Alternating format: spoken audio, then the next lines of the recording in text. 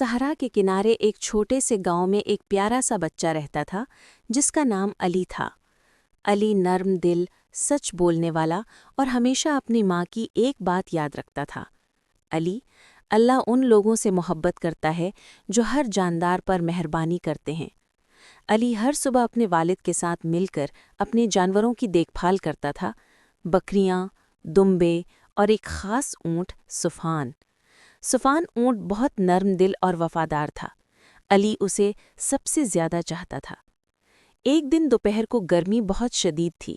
علی نے دیکھا کہ سفان اونٹ چپ بیٹھا ہے، نہ کھا رہا ہے اور نہ چل رہا ہے۔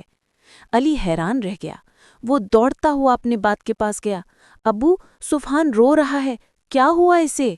باپ نے اونٹ کی پیٹھ دیکھی، اس کا جسم چھوا اور فکر مند ہو کر کہا، علی، سفان بھوکا ہے اور شاید کسی نے اسے تکلیف دی ہے۔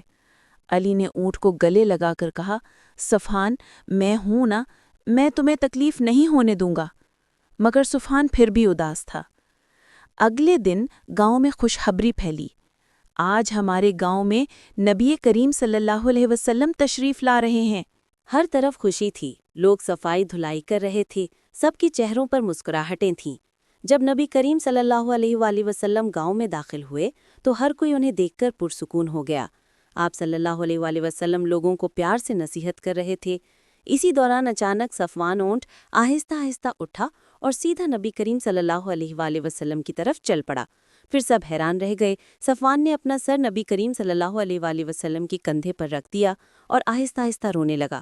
نبی کریم صلی اللہ علیہ وآلہ وسلم نے اس کے سر پر ہاتھ پھیرا اور پوچھا، اس اونٹ کا مالک کون ہے؟ علی اور اس کے والد آگے بڑھے۔ نبی کریم صلی اللہ علیہ وآلہ وسلم کی شفقت۔